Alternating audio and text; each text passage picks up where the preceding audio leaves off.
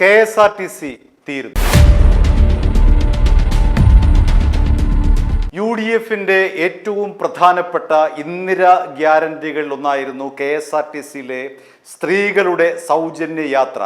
ഈ യാത്രാ പ്രഖ്യാപനം നടത്തിയതോടുകൂടി തന്നെ, അല്ലെങ്കിൽ പ്രകടന പത്രികയിൽ ഇത്തരമൊരു വാഗ്ദാനം നൽകിയ ആ നിമിഷം മുതൽ ഇതെങ്ങനെ നടപ്പിലാക്കും എന്നുള്ളതായിരുന്നു സർക്കാരിന് മുന്നിലുള്ള, അല്ലെങ്കിൽ UDFിന്റെ മുന്നിലുള്ള ഏറ്റവും പ്രധാനപ്പെട്ട ചോദ്യം. ഒരു വാഗ്ദാനം നൽകിയാൽ പിന്നീട് അത് നടപ്പിലാക്കുക എന്നുള്ളതാണ് ആർജവുമുള്ള ഒരു സർക്കാരിൻ്റെ മുന്നിലുള്ള ഏറ്റവും പ്രധാനപ്പെട്ട നടപടി. അല്ലെങ്കിൽ ജനങ്ങളുടെ മുന്നിൽ അത് ഞങ്ങൾ പറഞ്ഞത് ഇതാ നടപ്പിലാക്കിയിരിക്കുന്നു എന്ന് പറയുന്നതാണ് ഒരു സർക്കാരിൻ്റെ അല്ലെങ്കിൽ ഒരു മുന്നണി സംവിധാനത്തിൻ്റെ ഏറ്റവും പ്രധാനപ്പെട്ട വിശ്വാസ്യത.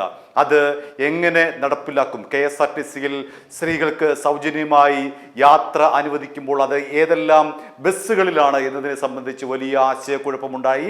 അത് പഠിക്കാനായി KSRTCയിലെ വിദഗ്ധ സമിതിയെ സർക്കാർ ഏൽപ്പിച്ചു.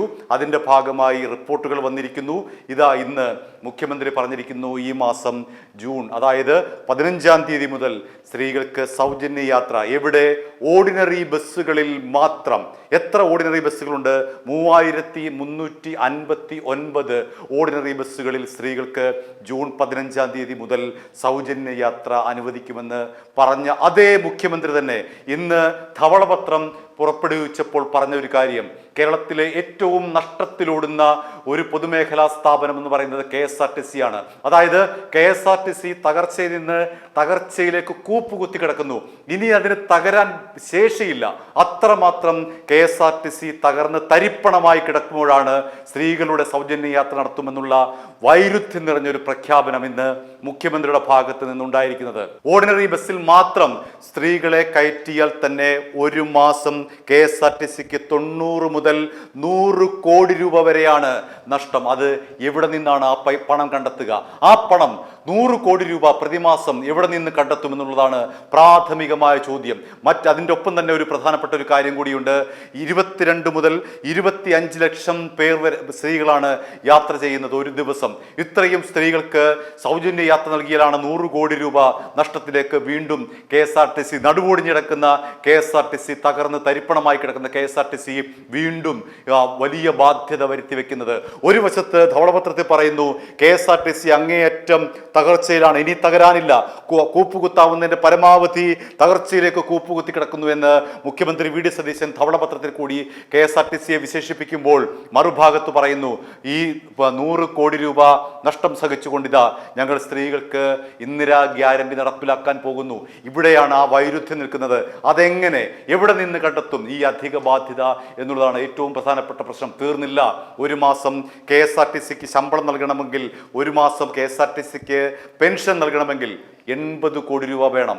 അങ്ങനെ 80 കോടി രൂപ ഒരു വശത്ത് ഇതാ നിൽക്കുന്നു. 90 മുതൽ 100 കോടി രൂപ അധികം കണ്ടെത്തേണ്ടി വരുന്ന ഒരു ബാധ്യത ഒരു വശത്ത് നിൽക്കുന്നു. അങ്ങനെ ആകെ താറുമാറായി കിടക്കുന്ന KSRTCക്ക് മുകളിൽ അധിക ബാധ്യത അടിച്ചേൽപ്പിക്കുകയാണ് സതീശൻ സർക്കാർ ചെയ്തിരിക്കുന്നത്.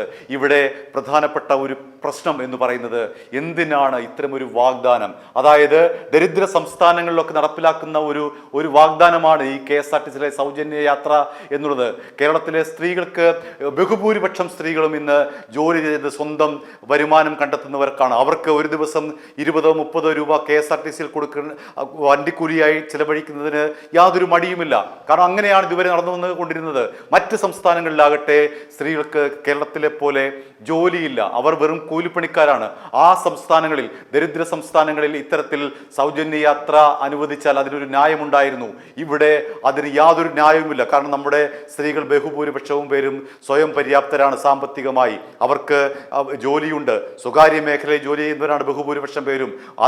ബാക്കിയുള്ളവർ സർക്കാർ സർവീസ് മേഖലയിൽ ജോലി ചെയ്യുന്നു. അവർക്ക് എന്തിനാണ് ഇത്തരം ഒരു സൗജന്യ യാത്ര എന്നുള്ളതാണ് പ്രധാനപ്പെട്ട സാമ്പത്തിക വിദഗ്ധരടക്കമുള്ളവർ ചോദിക്കുന്ന, സാമൂഹ്യ ശാസ്ത്രജ്ഞന്മാരടക്കമുള്ളവർ ചോദിക്കുന്ന ഏറ്റവും പ്രധാനപ്പെട്ട ഒരു ചോദ്യം ഇതാണ്: എന്തിനാണ് കേരളത്തിലെ സ്ത്രീകൾക്ക് ഇത്തരം ഒരു സൗജന്യ യാത്ര? അതും നടുവൊടിഞ്ഞു കിടക്കുന്ന ഈ KSRTCയിൽ എന്തിനു വേണ്ടി അങ്ങനെ ഒരു യാത്ര നടത്തുന്നു എന്നുള്ളതാണ്. ഇനി അവിടെയും കൊണ്ടും തീർന്നില്ല.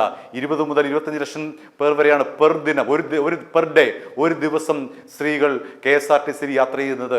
ഈ സൗജന്യ യാത്ര വരുന്നതോടുകൂടി കൂടുതൽ പേർ ഇവിടേക്ക് വരികയും ഈ പറയുന്ന 90 മുതൽ 100 കോടി രൂപ വരെ അധിക ബാധ്യത ഉണ്ടെന്ന് പറയുന്നത് ഒരുപക്ഷെ 100 കവിഞ്ഞ് 200 കോടിയിലേക്ക് മാറിയെന്നും വരാം. കാരണം അതിന് നമുക്ക് കൃത്യമായ കണക്കുകളില്ല. എത്ര സ്ത്രീകൾ ഈ സൗജന്യ യാത്രയുടെ ഫലം അനുഭവിക്കാൻ വേണ്ടി KSRTCയിലേക്ക് വരും എന്നുള്ളതിനെ കുറിച്ച് കൃത്യമായ കണക്കുകളൊന്നുമില്ല. അത് കണ്ടറിയേണ്ട കാര്യമാണ്. അങ്ങനെ വന്നാൽ സതീശൻ പറയുന്ന ഈ 90 കോടി മുതൽ 100 കോടി രൂപ വരെ എന്നുള്ള ആ പ്രതിമാസ നഷ്ടത്തിന്റെ കണക്ക് വീണ്ടും ഉയരാൻ സാധ്യതയുണ്ട്. 100-ൽ നിന്ന് എത്രയിലേക്ക് കുതിച്ചുയരും എന്നുള്ള കാര്യം നമുക്കറിയില്ല. അത്രമാത്രം KSRTC നശിച്ച് നാറാണക്കല്ലെടുത്തിരിക്കുന്നു. ഇതോടുകൂടി സൗജന്യ യാത്രയോടുകൂടി KSRTC എന്ന് പറയുന്ന ആ സംവിധാനം തന്നെ തീർന്നു പോകുമോ എന്നുള്ള ചോദ്യമാണ് നമുക്ക് മുന്നിലുള്ളത്, സാമ്പത്തിക വിദഗ്ധരുടെ മുന്നിലുള്ളത്. KSRTC എന്ന് പറയുന്ന സംവിധാനം എന്നേക്കുമായി ഈ ഒരു സൗജന്യ യാത്രയുടെ പേരിൽ ഒരു മാസം 100 കോടി സൗജന്യ യാത്രയുടെ പേരിലും 80 കോടി രൂപ ശമ്പളത്തിനും അതേപോലെ തന്നെ പെൻഷനും മുടക്കുന്ന 180 കോടി രൂപ കണ്ടെത്തേണ്ടി വരുന്ന ഈ KSRTC സ്ത്രീകളുടെ തള്ളിക്കയറ്റത്തോടുകൂടി സൗജന്യ യാത്രയുടെ ഈ പ്രഖ്യാപനത്തോടെ സ്ത്രീകളുടെ തള്ളിക്കയറ്റം ഉണ്ടാകുമെന്ന് പ്രതീക്ഷിക്കുന്നു. ആ തള്ളിക്കയറ്റത്തോടുകൂടി എത്ര കോടി രൂപയാണ് KSRTCക്ക് ഒരു മാസം നഷ്ടമാകേണ്ടി വരുന്നത് എന്ന് നമുക്ക് ഇപ്പോൾ ഊഹിക്കാൻ വയ്യ. ഒരുപക്ഷെ KSRTCയുടെ അന്ത്യം കുറിച്ചേക്കാം ഈ ഒരു വികലമായ പരിഷ്കരണം, ഈ ഒരു വികലമായ വാഗ്ദാനം. വെറുതെ കേരളത്തിലെ ജനങ്ങളെ പറ്റിക്കാൻ വേണ്ടി നടത്തിയിട്ടുള്ള ഈ ഒരു പ്രഖ്യാപനം മൂലം കോടിക്കണക്കിന് രൂപ നഷ്ടത്തിലുള്ള KSRTCയെ അതിൻ്റെ അന്ത്യത്തിലേക്ക് കൊണ്ടെത്തിക്കേണ്ടിയിരിക്കുന്നു. അതിൻ്റെ അന്ത്യത്തിലേക്ക് കൊണ്ട് എത്തിക്കുകയാണോ എന്ന് നമുക്ക് സംശയിക്കേണ്ടിയിരിക്കുന്നു. അത്തരത്തിലാണ് കാര്യങ്ങളുടെ പോക്ക്. എന്തിനു വേണ്ടിയിട്ടായിരുന്നു ഇത്തരം ഒരു വേണ്ടാത്തൊരു പ്രഖ്യാപനം? സ്ത്രീകൾ ആവശ്യപ്പെട്ടതല്ല.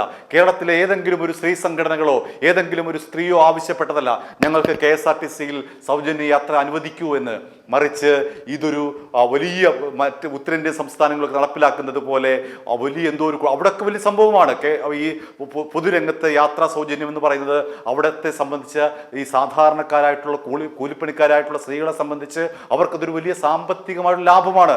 ഇവിടെ അങ്ങനെയല്ല. നേരത്തെ പറഞ്ഞതുപോലെ തന്നെ നമ്മുടെ ബഹുഭൂരിപക്ഷം സ്ത്രീകളും കേരളത്തിലെ ബഹുഭൂരിപക്ഷം വനിതകളും സ്വന്തമായി അധ്വാനിച്ച് ശമ്പളം മേടിക്കുന്നവരാണ്. അവരെ സന്തോഷിപ്പിക്കേണ്ട ആവശ്യമില്ല. ഇത്തരം സൗജന്യങ്ങൾ കൊടുത്ത് ഈ യാത്രാ സൗജന്യം കൊടുത്ത് സന്തോഷിപ്പിക്കേണ്ട എന്ത് കാര്യമാണുള്ളത്? ആരെങ്കിലും ആവശ്യപ്പെട്ടോ ഞങ്ങൾക്ക് സ്ത്രീകൾക്ക് ഈ ഒരു സൗജന്യം വേണമെന്നില്ല?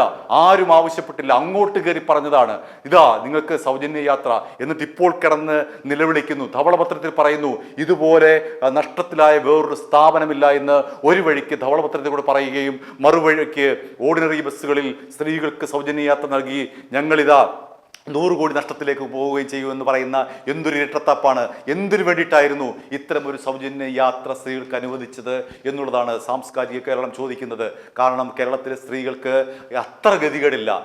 കേരളത്തിലെ സ്ത്രീകൾ അത്ര ഗതികെട്ടിട്ടില്ല എന്നുള്ളതാണ് യാഥാർത്ഥ്യം. ഈ യാഥാർത്ഥ്യത്തെ മറച്ചു വെച്ചുകൊണ്ട് വെറുതെ ഒരു പാഴ്വാക്കായിരുന്നു. ആ പാഴ്വാക്ക് ഇപ്പോൾ നടപ്പിലാക്കാൻ പോകുന്നു. ഇതോടുകൂടി ഒരുപക്ഷെ KSRTCയുടെ അന്ത്യമായാലും അതിൽ അത്ഭുതപ്പെടേണ്ടതില്ല. i2i ന്യൂസ് സബ്സ്ക്രൈബ് ചെയ്തിട്ടില്ലാത്തവർ ഇപ്പോൾ തന്നെ സബ്സ്ക്രൈബ് ചെയ്യുക. നോട്ടിഫിക്കേഷൻ ലഭിക്കുവാൻ ബെൽ ബട്ടണും അമർത്തുക. i2i news, an eye for truth.